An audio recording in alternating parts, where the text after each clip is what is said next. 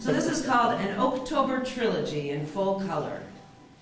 Like the Libra who characterizes the dedicated month, the oak is balance, more so even than the scale. Both above and below the packed earth of its home, the balance of its growth was known long before birth, sequenced through millennia to become his best story, all told within codes only he can decipher, carried safe deep within his very own acorn. His guide to becoming an oak like no other, his arms told to reach wide, side to side, far out behind him and in front of his trunk he stretches. Embracing both air and earth, he digs deep and flies high. Keeping his center balanced at the heart of his realm, balance does not mean symmetry. Not the same on both sides, but complementary.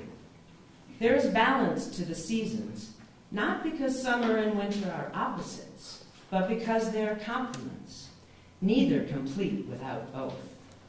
The balance of an oak achieved in absolute asymmetry. They say a picture's worth 1,000 words, so I took 1,000 photos, and I wrote 1,000 words.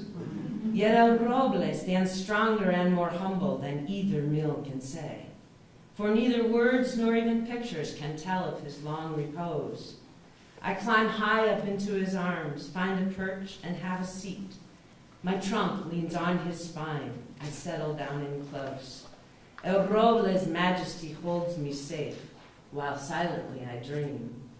With the owl, who has also found his shelter way up here.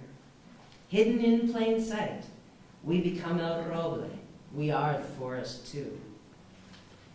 Autumn has indeed arrived, oblivious to the denial, shouted by short sleeves and echoed by bare feet. The sun is not as warm. The day is not as long. The drying fallen leaves render my footsteps audible, just as the snow blanket will soon make them visible. As little girls, we climbed the trees. Once, my sister broke her wrist, when the limb that she had trusted dropped her down hard upon the ground. An oak would never have let my sister fall.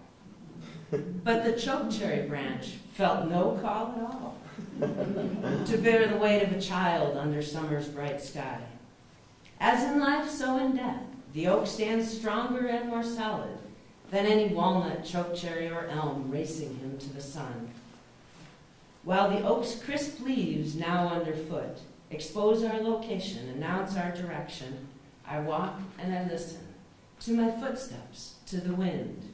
Sometimes I can hear the warmth of the sunshine, the blue of the sky, and the green-bound earth that feeds us all.